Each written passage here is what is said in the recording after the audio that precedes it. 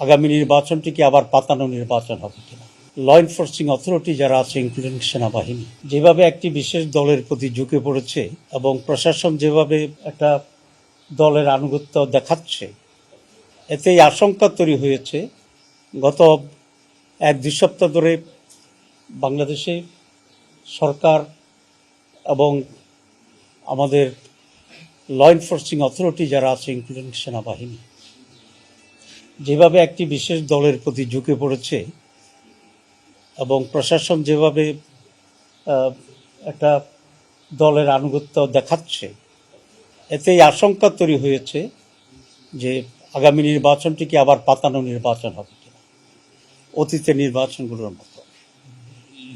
আমরা মনে করি এর ধরনের পাতানো নির্বাচন বাংলাদেশকে ধ্বংসের দিকে নিয়ে যাবে।